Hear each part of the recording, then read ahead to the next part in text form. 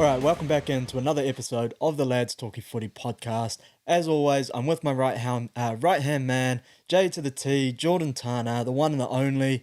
Mate, how's it going? We good, man.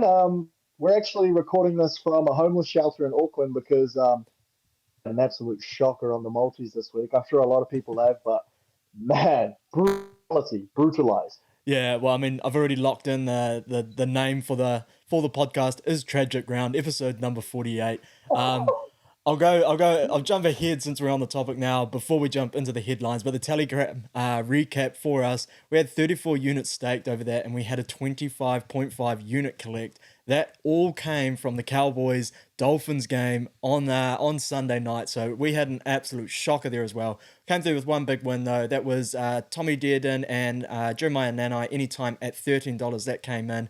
With a couple of others, like we said, jump on the link if you want some free NRL tips. We're not professionals at this one. Tragic Ground hit us where it hurts, but we'll see moving forward. As for the headlines, though, I locked this one in early. It was Zach Lomax reportedly unhappy playing on the wing. The Eels and other Sydney-based teams have been interested in acquiring his talents if he requests a release. I know the Dragons have come out today. Flanagan has said that he will not release Zach Lomax this year. He played really well on the wing for the Dragons over the weekend, but he isn't happy about playing there. As soon as I saw the Eels name pop up there in the interest list, I thought, man, he'd be a perfect fit in that centre role for them if he does request a release from the Dragons. Yeah, so Zach Lomax kind of fits perfectly into the eel. He loves to throw offloads and do flashy stuff with the ball when he's tackled. So I kind of like the fit. They're not the strongest in the positions at the moment. They've got like reliable centers and Will Penasini and Morgan Harper, but I think Zach Lomax can add a little bit of X factor to that team. In terms of how he played in the week on the wing, I thought he was all good. So it is interesting to hear reports come out, but hey, if you want to play somewhere and be comfortable, then I guess you got to the squeaky wheel gets the oil, man, and he had to say something. Yeah, exactly. It'll be interesting to see how they treat it moving forward, though. If this all starts to unravel for the Dragons, because we had Ben Hunt in the middle of it last year for them as well. If Zach Lomax starts to get front and centre on it too, be interesting to see what happens. The other one I got here, Spencer Leniu, he has copped an 8-week ban or suspension, I should say, for his racial slur towards Ezra Mam. Fair punishment, do you think, or do we go a little bit light, or do we go a bit harsh? Nah, I'm gonna stick to it. I reckon they went a little bit harsh. At the end of the day, like, grow up.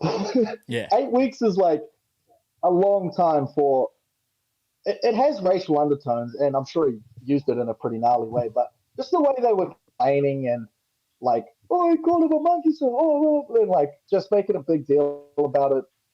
It's kind of like tattletale vibes. I know we shouldn't condone racism or racist remarks in the game, but 8 weeks is a lot, man. And I'm sure Spencer Leniu, this is a pretty big assumption. I'm sure Spencer Leniu has copped the words coconut, bunga, stuff like that, and not said anything to the ref or made a big deal about it and complained. So 8 weeks is just like, it's a bit of an overreaction. I think 3 to 4 would have been a sufficient penalty. Yeah, I agree. I think maybe on the other side of this, one thing to take away from it is I wasn't too stoked with the amount of noise that came out of a lot of players surrounding the issue that had nothing to do with it in hindsight. I know Latrell obviously stands on that mountain in terms of racial awareness and all of that kind of stuff within rugby league, but let the NRL make their decision first before throwing your 2 cents in. That's the only thing. I wouldn't have even mind maybe seeing the odd fine thrown out to a few guys that were commenting on the matter.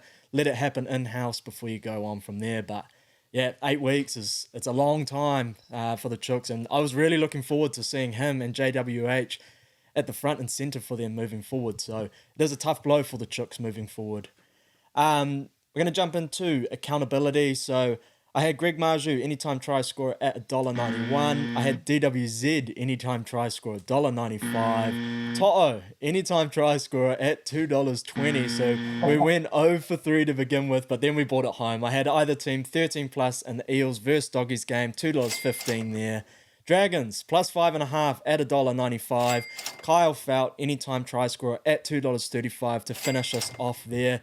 Now, what I'm going to do at the end of the accountability is I'll do a rough estimate on how we actually went so we can just see how shit we actually did and how we've been going over the season. So that was a 3.45 unit collect. So obviously that puts us up 3.45 units after that round. So we'll see moving forward. JT, how did you go, man? Yeah, I didn't fare too much better either. I was 2 from 6 on the week. We had the Knights minus 7.5 go down. We had the Warriors 5.5 go down. These teams lost as well, so I was backing them to win, but they couldn't even the spreads. We had the Panthers minus 3.5 go down. And then we had a bit of a golden patch with the two games. We got the Eels to cover the minus 5.5. That went. The Dragons to cover the plus 5.5. So they were underdogs. I also backed them head to head, so that was a good win for them. And then, unfortunately, the biggest shocker of them all, I actually went the Dolphins to cover the plus 5.5 spread, and they up getting whooped. So, Yeah. yeah, rough week. It was tough footy out there, man. Round one, I was thinking last year was tough. It had its moments. We had a couple of rounds where everything went to plan, but there were quite a few games where just shit wasn't happening. And then just to go bang, bang, bang with those first three big X's all across the board, no predictions. I was thinking, fuck, what have we got ourselves into this season? Yeah, yeah, it was looking very bleak. We're going to move into the power play of the round, brought to you by TBC Live. If you haven't downloaded the app, do yourselves a favor, go and do it. Live prediction for me is the best at the moment. It's like having a little punt. You can accumulate points throughout it, and it goes towards like your leaderboard score. It's a little bit different. It's just a different way of viewing it. And when you're sitting on the couch, you got a cold one in your hand and you got your phone in the other. Do something a little bit different. Jump on and support the boys. For me, though, power play of the round, Tyrell Sloan, his second try against the Titans. Jacob Little, he showed last year how dangerous he can be around the ruck when the opportunity presents himself, and he is very fast and he is very nippy. So for him to get out of dummy half quickly like that, glide through, and that number one for the Red V turned on the absolute boosters in Tyrell Sloan. He flew through to pick up his second try for the Dragons. He finished with a hat-trick in that one. I know the defense has its little bit of a question mark for him positionally and how he sort of goes about it, but when you're doing shit like that, and he was flying, that was my power play of the round. Tyrell Sloan, fantastic. Yeah, he kind of reminded me of a guy who was meant to be on the other side of the field, and James Campbell. He looked really good, real dangerous, right close to players who were making half breaks and getting close to the line. I remember that first try he got was sensational. How he just backed up off a guy, like flicked it off an offload, and then he was right there on the shoulder and sprinted through too fast for anyone to touch. So Tyrell Sloan, impressive, man. My TBC Live power play comes from Dolphins and the Dragons game, and it's actually a grubber kick assist from Minnesota Tamalai Fido to Halamuki. No, not that one. That's probably weakest play of the round. But mine actually goes to Zach Labert for the dummy flick pass try he did also on Hammer. So Hammer was struggling a little bit out there, but man, what an absolute dime, or not a dime because he dummied it, but absolute crafty play to chuck the flick pass out there, but hold on to dummy it, and then he had Hammer lost. So very inventive, and Zach Labor as well. So good power play for him. Yeah, I agree. I thought he played absolutely fantastic. I was here sitting on my perch saying the young Warriors recruit coming across to the Cowboys. That position was all him. Labor, I think he's locked that one. It's his position to lose right now. That was very impressive from him. Performance of the round, though. Do you want to kick us off on this one? Yeah, so performance of the round, I was kind of like going to piggyback off you because I know who you're doing, but I've also got group performance as well. I'm actually going to do the Storm's defense. Absolutely impressive performance from them. They held last year's best offense to 0 points. I mean, the Panthers' attack did not look good by any stretch of the imagination, but they still had plenty of opportunities to win the game in the last 20 minutes with so much territorial pressure. But it was just all heart and effort from the Storm to hold them out, man. They still missed 32 tackles, but their scramble D was amazing. And they just always had backing up. Like, the Panthers would make these little half breaks and then off not great shape. Like, they didn't look like the clinical Panthers that the competition last year, but they were still had a lot of pressure and playing off Isaiah Yo and Nathan Cleary. And the Storm just always had numbers covering up if someone wants to shoot out, like the coach or one of the centers, they always have four numbers tracking across to cover the space that was made by their flyers. So impressive performance by this. Josh King was outstanding in this game. He was working so hard in the middle. 29 tackles, zero missed tackles in 48 minutes. I was super impressed with his performance. And a guy I mentioned before, Xavier Coates, he had a defensive masterclass for a wing, I thought. He was jamming in at the perfect times, shutting down plays. He reacted well to grubber kicks that were being put in behind, doing the quick pivot and turning and saving those plays. So great defensive performance all around. Of course it is. It's 0 points against the best attack from last year. The Melbourne Storm put a statement on the Panthers and the competition, and the streak continues. Since 2001, they haven't lost the first round game, and that just keeps rolling on. Melbourne Storm super impressive. It's fucking sick that like I was so surprised not only to hold them. I mean, he's got the record there. I thought it was all said and done. Like we said last week, I think it was you said it, to match the Panthers up with Craig Bellamy's record in round one, and then to hold them to the donut as well. Super impressive from the Storm, and what a way to kick it off for them this year as well. For me, like we said, we decided to go teams. It was too hard to pick players of the round, so I'm jumping on that one as well. It was the Cowboys in general. I'd said it, round one, this will be how we get a gauge on them this year, and the attack is absolutely firing. I thought Dearden looked fantastic. Drinky, he looked great, but he didn't even unlock fully in this one as well. They stripped the edges perfectly. When you got Nanai, Helam Lukey out on those edges, it's almost one of the best forward packs going around in the game in terms of the balance and the way that they play. I thought it was absolutely fantastic. I'm not going to sit on my sword or up on my perch just yet, I should say, and say that they're going to be that elite team yet, because I want to see the defense. It wasn't a fantastic showing out from the Dolphins though. But yeah, Cowboys absolutely outstanding. Round one, set it alight. But I did see one little stat from Rando today that the Cowboys, the last time that they finished on top of the table in round one, they didn't make the playoffs that year. So I hope it's a different story for them moving forward. But he seems to be right more than he's wrong, old Rando. So we'll see from that. Takeaways though, do you have a takeaway from round one? Oh, sorry. I was just going to say, what a deflating stat to pull out of the trash can after such an impressive performance from the Cowboys. I know.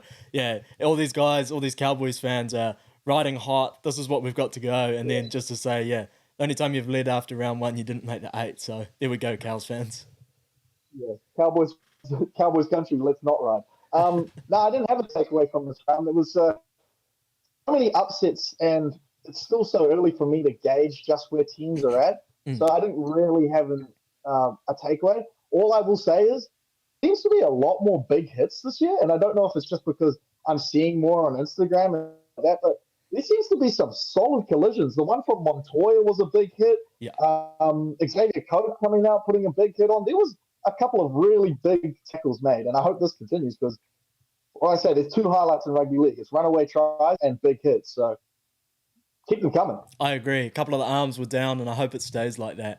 I don't have a takeaway, but one thing that I did pick up on the round moving forward is the whole effect on the short dropout game and how teams are sort of playing it. I think as we move forward over the next couple of rounds, you're going to see a lot of teams sort of fade away from looking for the repeat sets. We did see it a lot in the Warriors. They sort of really thumped it home.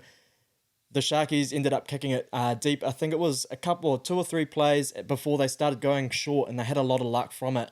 And you're rolling the dice and you don't have much sort of riding on it anymore. It's not that penalty, that easy 2 given away. You might as well. So I think we're going to see maybe a lot more teams look to start to run the ball on the 5th, die with the ball, and just box them into a corner and go from there, rather than going for that repeat set. So it will be interesting moving forward in terms of how that all gets played when they start to look stripping players on the edges going forward. But that's one thing that I took away from it. I will say, just piggybacking off of that, I will just say that another takeaway I have is that old heads are going to be satisfied with rule changes. I was noticing that from the commentary, man. Like every single downtown call or like a player obstructing the kick pressure call, whatever that call is called, they were just complaining and like, how are they to move, and how are they meant to? How's the hooker just meant to stop there after a kick? Like, yeah, the old heads need to just accept. The old heads need to understand what these rules are trying to do. They're trying to promote positive rugby league. They're trying to promote counterattacks. They're trying to promote a better brand of rugby league so that it's more entertaining for the viewer to watch. These old heads just need to relax and let the rules play out and see what the actual effect is come like maybe week 6 when we see the full effect of the rules. Yeah, I agree. Yeah, those old boys can't teach an old dog new tricks, so a couple of them will be struggling a bit. Into the preview though, round two, all of these odds are accurate as of Tuesday night at 6 p.m. So we're kicking it off. The Broncos, they take on the Rabbitohs at Suncorp. I did like how the NRL played this one. We got the two teams that obviously played in Vegas. The following round, they're going to match up and have the hangover game against each other before they take on the competition. So in terms of the way that they've run all of this, I thought they did it absolutely perfectly. But moving on to the game, the Broncos are $1.38 favourites in this one. The Bunnies are $3.10 underdogs, and the line is sitting at a whopping 8.5. So the Broncos, unchanged squad for them. Bunnies, though, Jacob Host and Jai Arrow are out. It looks like Jai Arrow will be out for quite a while. They're waiting on scans results to show the extent of that shoulder injury and whether he will require surgery. Sean Kepi, though, and Talis Duncan, they come in for them, and the back line is completely unchanged. So the Broncos, they've won 3 of their last 4 matchups against South Sydney, but the Rabbitohs have won 2 of their last 3 matches against the Broncos at Suncorp. The Bunnies, they have a 50% win rate here at Suncorp as well. But for me, the Broncos, they were super flat in Vegas. I think for them being at home, that first game of the year at home in front of the fans after a very disappointing, lackluster performance in one of the most hyped games with one of the most hyped squads, it's going to be a complete flip for them. And that's why I'll be taking them in this one. Yeah, and I have to agree. I have to agree, man, because the Broncos didn't look at their best, but they still looked pretty good. Like Payne Haas was still strong through the middle. All their forwards still looked pretty solid through the middle, and Dak still looked slick with Reece Walsh out the back.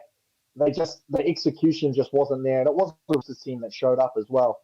In terms of looking towards this game, the Broncos did beat the Rabbitohs in their last game, 36-20, and the Rabbitohs did take a lot of points in some pretty good conditions in Las Vegas. I know it was a bit chilly, but it was still clear conditions. It's meant to be clear conditions on Thursday in Brisbane.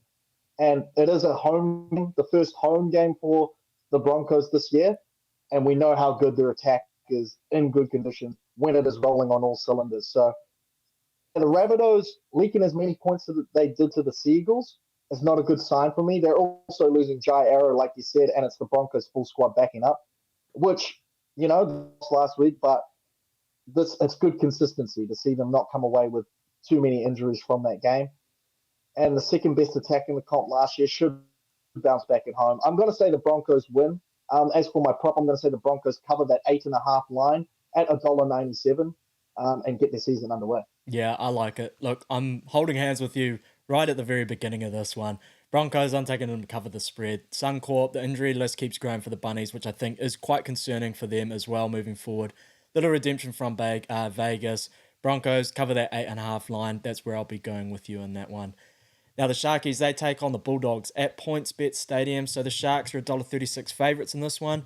Bulldogs, they are $3.10 underdogs with the line sitting at 8.5. The Sharks are running out the exact same 18 that faced the Warriors last week. The Bulldogs, though, Connor Tracy, he will replace Josh Adokar on the wing against his old team. Pretty much unchanged for them, though, in this one. Very concerning performance from the Bulldogs last week. I thought it was pretty lackluster to start the season. There's been a lot of noise early on about Burden. Is he actually a 5'8"? Should he go back to that centre role, bring the other halves in and push Critter to fullback? It's going to be interesting. They need to silence the haters early on, the Doggies, if they want to have some sort of success this year. What are you thinking in this game, though? Yeah, they didn't look good at all, man. Whereas the Sharks did look really good, but a different element to what they usually show. They looked really good on defense, holding the Warriors to just 12 points at home and not getting any points scored on them for about 65 minutes of that game as well, which is very impressive considering how good the Warriors looked at home last year. And they're coming up against a team that scored only 8 points last week and looked pretty horrible in general in terms of accuracy. They've made plenty of penalties, put themselves under a whole heap of pressure in that first, and then just weren't really good enough to capitalize in the second half either. And, this Sharks team, they've shown last year, they didn't really blow the doors off the Warriors. They were already good at home. but they showed last year that against non-top eight teams, they can cut them a bit. And then if the Bulldogs are going to give up as much territory and possession as they did to the Eels, the Sharks are one of the best teams in the strike zone with Talakai and Mulatalo especially side, and they could cut the Bulldogs to bits here. So the Sharks won both games last year by 13 plus, 48-10 at home and 33-20. I like the Sharks to go 13 plus again. I'm going to go Sharks 13 plus at $2.30. Yeah, I like it. Sharkies, they've won their last 6 games in a row against the Bulldogs. The Bulldogs, they only have a 46% win rate here as well. Was not impressed by them in round one. I have a feeling I'm not going to be impressed by them come end of round two. And I agree with you. I think Mulatalo, he's going to go in here as well. Sharkies, I think they'll click a lot better on that edge in this one. He scored 3 tries in his last 2 games against the Bulldogs as well. At PointsBet Stadium, and you can get him here at any time at $2 as well. Now, the Panthers, they take on the Eels, Bluebet Stadium. The Panthers are $1.40 underdog, favourites, The Eels, they're $3 underdogs, and the line is at 7.5. Big lines in this one as well. So Panthers, unchanged from last week. Eels, Mitch Moses, he has been named despite the groin issues. I haven't seen a lot of noise come out of their camp throughout the week. It has been kept very, very quiet, so it'll be interesting to see what comes of that moving forward. They're running Brendan Hands again on the bench in that 14 jersey, so they're going for the dual hooker. I thought Joey Lussick played fantastic for them in round one, so it'll be interesting to see if he can manage to push himself in or what that role sort of takes place for him this season. But this is always a classic one. The Eels, they've won their most 2 recent meetings, but their injury to Moses has me pretty concerned in this one. Even if he does run out here, he wasn't kicking on the weekend. He didn't look like himself in attack, and that's their main threat. If they're under siege, and again, how they play the Panthers as well, that's how they beat him last time. What did he kick for, 800 odd meters or something? If he's not swinging that leg, I don't think the Eels are going to be doing too well. So that's why I will be going the Panthers in this one and at home as well. Wow, kumbaya. I know you're a stats guy, but I was doing research and I was like, man, all of this suggests that you got to take the Eels spread at plus 7.5 because they've won like the last 2 games and they just seem to do really good against the Panthers, just with their clash of styles as well. They have a real loading game that disrupts the defensive powerhouse like a Panthers team. But yeah, I agree with you though. Against my better judgment from what I've looked up, I am going to go with Panthers. I know they scored 0 points last week, but I wasn't actually impressed with the attack either. Like, they had plenty of opportunity to blow the doors off the Bulldogs, and they only scored 26 points. Like, really? Like, they were way too flat. They were mistiming D-corners. They were throwing passes too far behind players. It just wasn't a really good performance from the Eels. And I know the Panthers are going to have a chip on their shoulder coming back in their season home opener. And Nathan Cleary is going to be, with the biggest chip on his shoulder. He's going to have a full pack of Doritos on his shoulder because he's going to want to make a statement against this Eels team that's kind of had his number. So I'm expecting a bounce back. They've only lost 2 games in a row twice in the last 4 seasons since this dynasty sort of started. So I'm actually backing the Panthers to get some revenge last week and on the Eels in general. And I've got them because it's such a weird game, weird teams and a weird clash of styles. I've actually just got the Panthers head-to-head at $1.39. I don't know how the game's going, whether it's going to be a hiding or whether it's going to be close. It could go either way. So I stack the Panthers head-to-head. Nice. I like that stat that you got as well. What was it? They haven't lost back-to-back game, or they've lost four back-to-back games since. No, they've only lost back-to-back games twice. So I guess 4 games. Yeah. And they've lost back-to-back games twice in the last 4 seasons. That's a hectic stat. And it's not like the dynasty's over. They've still got, it's an absolutely stacked side. My best bet for this one, I'm going Clint Gutherson. He's scored 3 tries in his last 3 games against the Panthers, and you can get him anytime at $3.60. Sorry, what were you saying? I was just going to say, both of those times in those back-to-back losses, the Tigers were involved. Oh, for fuck's sake. Speaking of Tigers, they are taking on the Raiders. Jio Stadium. The Raiders, $1.44 favourites in this one. The Tigers, they are $2.80 underdogs with the line sitting at 7.5. So Seb Chris, he's returning to the centre role for the Raiders in this one. Lachlan Galvin, he will make his debut with Adam Caesar named on the bench. I believe he's carrying an injury at the moment, so expect him to be dropped out before it actually takes place. No Olam in the centres. He's still carrying an injury from a Dragons preseason, I believe. And Alex Seyfarth, he starts at lock for them. Interested to see how he goes. So this one's a doozy. The Raiders, they've won 11 of their last 12 games against the Tigers, and some of those score lines have been pretty horrific. I was super impressed by the Raiders pack in round one. That's where I think will be the difference maker in this one. They've got some big, big boys in the middle that can bang, and they can bring off some even bigger boys off the bench. They are loaded from there. I think that'll set the tone in this one. The Tigers have only won 10 of their 22 games at Gio Stadium as well, so absolutely horrific for them there. And I'll be taking the Raiders on that 7.5 spread, 11 from 12 games against the Tigers. New halves combo for the Tigers, a boy on debut, Raiders at home, the forward pack. I can see the line clearing that 2-try sort of thing, and you can get that at $1.91. Yeah, and I have to agree with you. I think the Raiders are going to win this game. The Tigers kind of hang down a strong forward pack, and they've named a pretty strong forward pack again in this game. Um, but yeah, it's kind of going up with your strength against another team's strength, and that strength is a little stronger. So I like the Raiders forward pack to kind of negate any advantage that the Tigers forward pack could give them. And they've also got a lot of inexperience in that backline with Lachlan Galvin, like you said, and then Solomone Fa'atape. And then I also like a bit of a veteran bolster. Well, I guess he's a veteran at this point. Sebastian Chris returning to the fold for the Raiders. I think he's going to add a little bit on attack for them. But I'm actually not too sure how much the Raiders are going to win this game because last year in both their games, they won by close margins. They won by a combined 3 points. And I know they've had some really nasty scores in previous years, but this is kind of a new Tigers team. Last year was like the first signs of what the Tigers are right now. So, yeah, I'm going to say the Raiders with another eat-ass pick back-to-back, head-to-head at $1.46. Weird game to pick a margin for just because it is a new-look Tigers team with Benji Marshall as the coach now. But I am confident that the Raiders will take it at home. Yeah.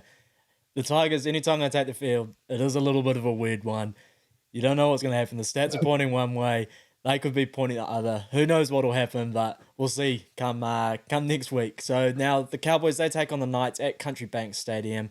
The Cowboys, they are $1.91 favourites. The Knights are $2.80 underdogs with the line again at 7.5. So Cowboys, Labour, he retains that centre spot. He will all year, I'd say, for them. Fantastic last week. For the Knights, Tom Jenkins, he's in on the wing for them. Pretty much unchanged, really, other than that.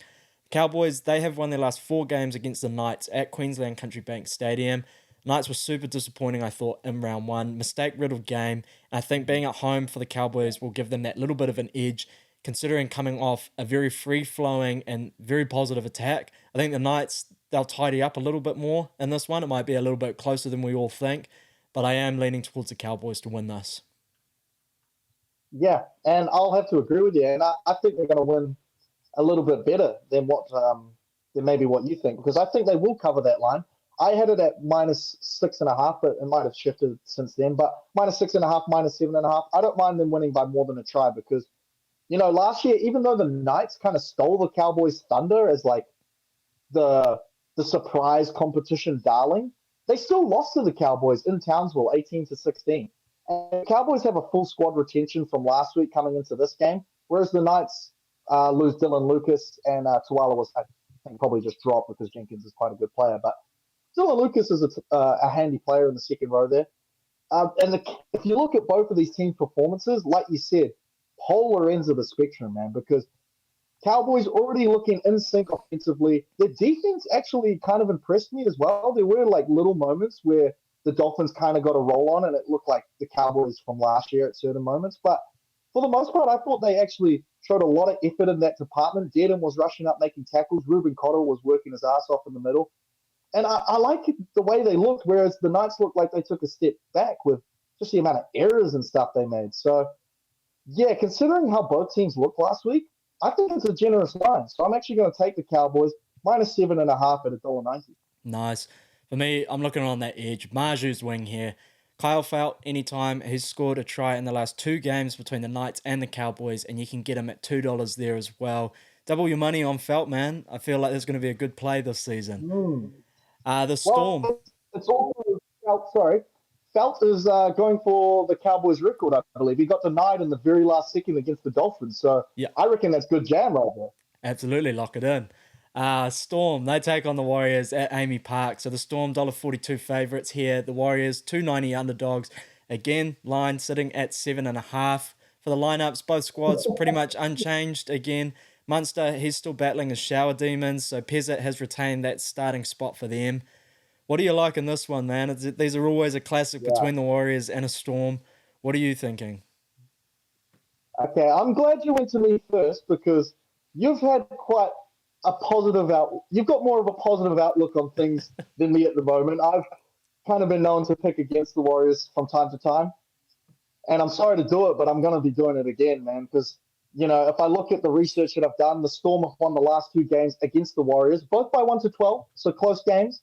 But last week they just impressed me, man. They held the best attack from last year in the competition to a donut, whereas the Warriors really struggled for 65 minutes to crack a good Sharks D. It was a good Sharks D last week, but it's not notoriously known for, holding teams to low scores. So that was kind of concerning for me. The Storm only lost one game all season in Melbourne. At Amy Park. They lost two games, another one at Marvel Stadium. But yeah, Amy Park is just a fortress for them. I can see us maybe leading the game in territory and maybe even possession. But I think the Storm are just going to, rest their head on this new defense that they've found.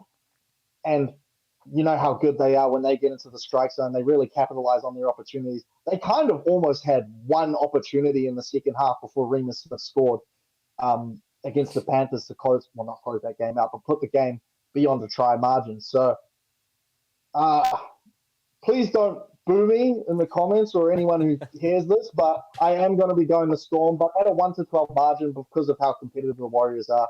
$2.80, that is. Yeah, nice. Like you said, Amy Park is an absolute fortress. The last time that the Warriors beat the Storm was round 8, 2014 at Amy Park. That Yeah. is a very long time between drinks. Like I said, it's always a classic. The Warriors have a 3-14 record at Amy Park after a very, very disappointing season opener in front of a sold out crowd at Mount Smart. Was thumping. They started off fantastic. The 2 tries early on to begin with, and then just nothing for the rest of the game. Was a real shame for me. And can the Storm be that legit team this year and build off what they did in round 1? Can the Warriors prove that they were a heavyweight coming into this season? It's all a lot up in the air. The stats defy Amy Park. I'm going to go the Warriors in this one. I think these are the sort of games where it's got to happen at some point. They got to break it at some point. And this is a different Warriors outfit this year. And I think they will want to send a message to the competition. What happened at home, round 1, that happened, but they can change the narrative come round 2. That's what I'm going to hang my hat on. And the Storm, they did such a fantastic job on Toto last week. So that's why I'm looking to the other side in Montoya in this one. If that pill leaves Metcalf's hands to that edge, I think Tuivasa will put on some good footwork up against the brick, and you can get Marcelo Montoya anytime at $3.20. $3.20 for a winger on that left edge. I think that's some money to jam there. Now, the Manly, they take on the Roosters at 4 Pines Park. Roosters, $1.82 favourites in this one. Manly are $2 underdogs with the line sitting at 1.5. Your favourite word, it is a pick 'em. Saab, he's out for 6 weeks with a hamstring injury. Tommy Talau, he takes that wing spot. So Schuster, he's playing reserve grade this weekend, looking for another massive shift here again from Burbo to really lock in that edge spot. The Roosters, Lenu out, JWH in. Dommy Young, he will make his debut with the reserves just absolutely stacked for the Roosters. You got Connor Watson, you got Egan Butcher, Angus Crichton out there. These are all guys that aren't being named in the team. The depth there is absolutely crazy. So it's going to be a hot commodity for them. What do you like in this one? Yeah, man. It is a close game. It is tough to pick. The Roosters won the last regular season game between the two, winning 26-16. And then they also beat them in the preseason challenge 36-22. And the Roosters really put themselves on the map last week. I thought it was a very impressive performance against the Broncos in Las Vegas. So I think they're, genuine contenders after holding the second best offense to just 10 points. Whereas the Seagulls did look dangerous on attack, but they still leaked 24 points. And there was moments in that game until about 60 minutes where they were behind even. So the Seagulls, dangerous team, but they're also losing a breakout player and Jason Saab, who was responsible for an intercept try. And then if it wasn't for Lachlan Cornelius with 90 meters and scores another try. So that takes away some points that they could potentially score on just splash plays. And then guess who the Roosters get back? Dominic Young. And he's going to tip the scales of splash plays in their favors because we've seen what Dominic Young can do for the Knights and the 90-meter tries and intercepts that he can get. So I like the Roosters here. I like the Roosters to win the game. It is tough to pick. The last two meetings have been 1-12 between the two teams, splitting the games last year. But I'm going to back the Roosters with their forward pack depth, like you said, to get this one done. I'll say it is a 1-12 margin at $2.88. Nice. Now, yeah, the Roosters, they've won 4 of their last 5 matches against Manly and have won 2 of their last 3 games against them at Four Pines Park as well. So they have had the wood over them. 7-19 record here, though, and Manly have shown recently that it is a little bit tough to beat them at Four Pines Park. Super impressive from both teams in round 1, especially from the Birds. You may call yourself a Warriors supporter, and you didn't back them. I call myself a Manly supporter. I'm going to back my boys here. I do think they can get this done. That isn't me solely sitting here and saying it with my heart. I do think that they will get the job done at home in front of the fans. Expecting another big shift from Luke Brooks. If we can see some consistency out on that left edge side, it's going to be fantastic. I want to see a bit more of a Tommy Turbo sort of prowling around, unlock him a little bit more in the middle. Be interesting to see how they play it. I'm going to be taking Manly head-to-head at $2. That's some double your money jam there. Now, the Dolphins, they take on the Dragons at KO Stadium. So it's a funny one saying this. We've got $1.91 favourites in the Finns, $1.91 underdogs in the Dragons. And that's just because the line is sitting at 1.5. So if that was a pick-em before, I don't know what the fuck this is right now. It is dead even. The Dolphins, Connolly Lemuelu and Ray Stone, they're out for them. So we've got Max Plath coming in and Ewan Aitken. Wayne Bennett, surprising us all, naming him on the edge for the Dolphins. So I don't know what to expect in that one. Dragons unchanged though. Leiloa though has been named in jersey number 17 for them, so it looks like he will make his Dragons debut. The Dragons and the Finns, they've only played each other twice. They've won 1 each of those games. It's been played at KO Stadium, which is where the Dolphins beat the Dragons in their last matchup, and the Dolphins have won 2 of their 3 games here as well. So impressive, I thought, from the Dragons last week. I'm going to fall on my sword early here. I don't see that team with Flanagan as the coach of them being a wooden spoon. I think the culture is completely different. That's what I was really worried about this year. The way that they played that game, I thought, was just fantastic. The young boys out on the edge had the flair, but through the middle, they just really looked like they wanted to set the tempo, which is what you want in a team that's just going to compete each week. So for me, Spoon crossed that one out. As for the Finzo, I was really, really disappointed. I thought the halves needed to square up because those edges had absolutely no time. They couldn't unlock Hammer, they couldn't unlock Herbie, and Asako had one of the most ridiculous stats in terms of tries scored against the team, then they couldn't even get him a ball on the edge there. So I really want to see that shored up for the Finns, but I'm going to be taking the Dragons in this one, and I think it will be a bit tight. Yeah, so we called the last game a pick'em.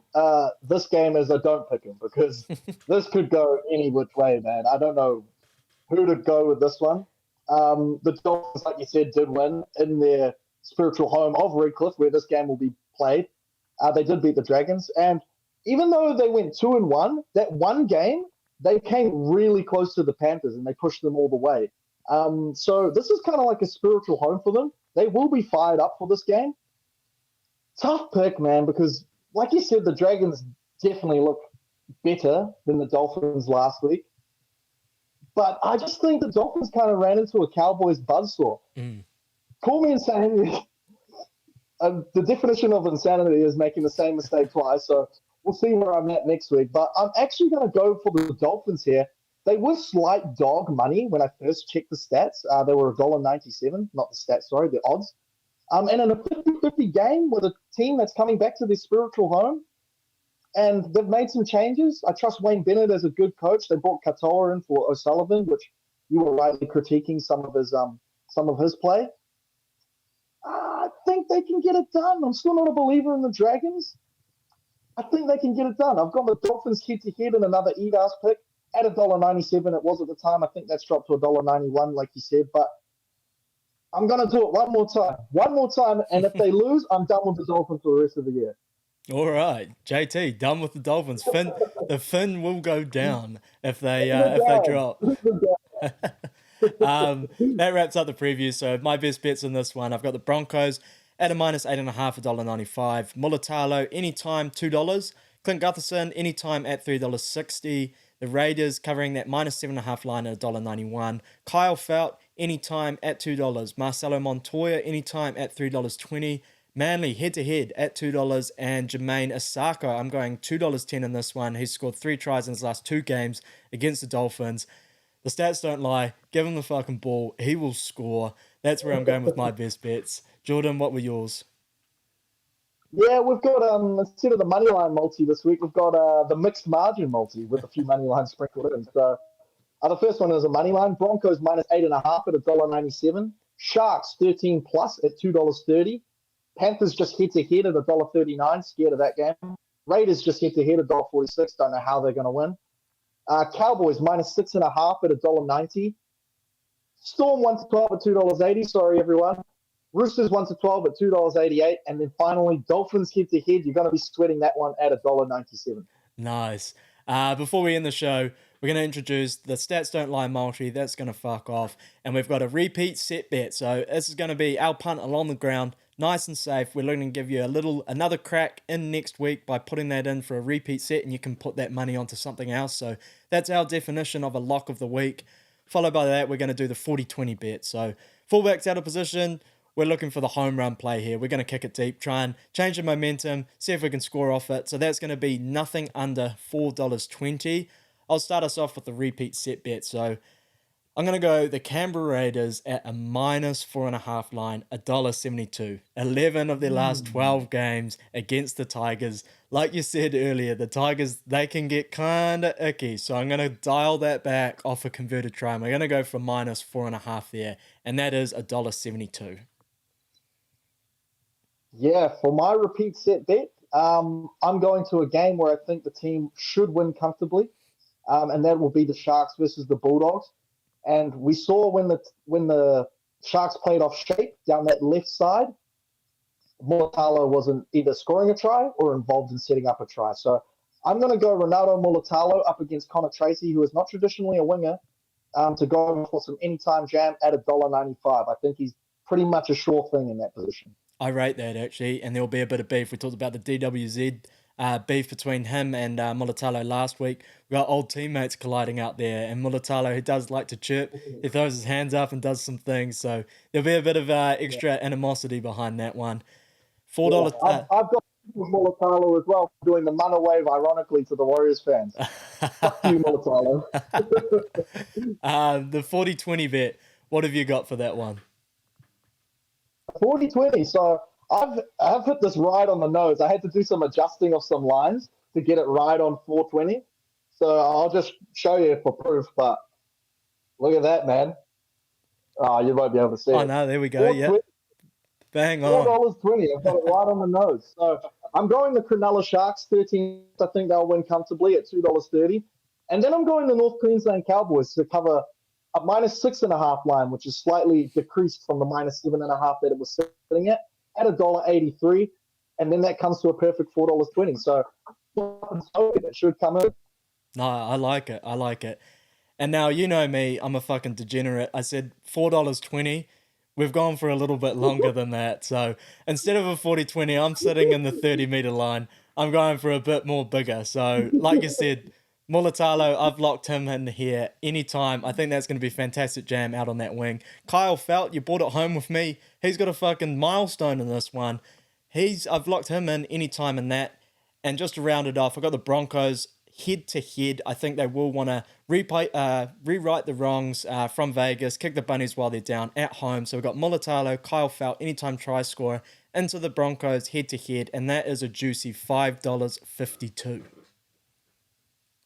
Very nice. I thought you were going to blow it all the way out of the park and go a literal $40.20 bet. No, we're not going silly. I'm just going to sit in the 30 and try and hoof a big spiral down the field and see if we can come home on that one. That wraps up another show from the lads. I hope you enjoyed it. Hopefully this one is a little bit more of a, as we lead into Magic Round, it's not quite Tragic Round. Hopefully the punts come in. Enjoy all the footy over the weekend. Like and subscribe on YouTube. Follow us on Instagram if you're watching this for your up-to-date sports news and chat. And we'll see you all again next week to review and see how we went. Peace out. Bye.